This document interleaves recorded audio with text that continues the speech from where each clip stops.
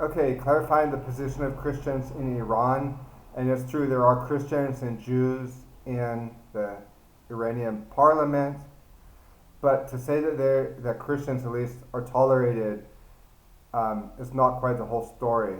Um, from what I can gather, I believe this is um, an accurate description, listening to reports from Iran, which has been in the crosshairs. And so we're asking these questions like how much is just propaganda or how much freedom do they have really? If you're an ethnic Christian or if you're from a family that's ethnically Christian or ethnically Jewish, yeah, there is tolerance.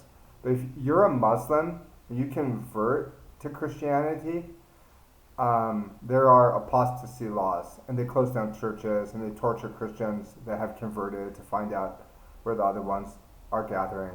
And so to say that they tolerate Christians is not quite the whole story.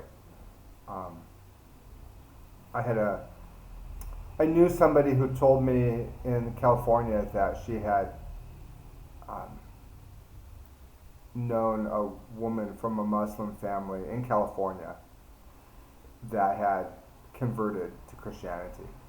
And it's not uncommon. Most Muslims would probably do the same thing if the Virgin Mary appeared to them in a dream. Um, but she tells her family on Sundays that she has to work and she travels 2 hours to go to church so she won't be seen. Because even in the United States, there's the danger, her life could be in danger if her family and community of Muslims knew that she were a closet Christian. Um, I do not agree with regime change in Iran because looking at history, I know that the problems that Iran has had with trying to be a democratic parliamentary government, really going back to the early parts of the 20th century and British petroleum and the British imperialism needing a cheap source for oil. And the coup in 1953, which, and it's not even true that Mohammad Mossadegh wanted to nationalize the oil. It's just like in Guatemala the same year, the president, the presidents of those countries wanted to buy the company at the rate that they had put it at. So they wanted to reimburse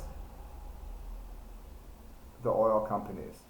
But because the oil companies in Guatemala and Iran had underestimated their value, they were caught in their own trap. So it had nothing to do with communism. That was just a pretext. And it didn't even start in 1953. England and the United States started robbing Iran's oil in the early part of the 20th century. And the workers lived in deplorable conditions.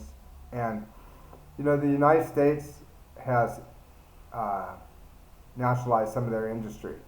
The 20th century, the, the British nationalized their coal industry. It's,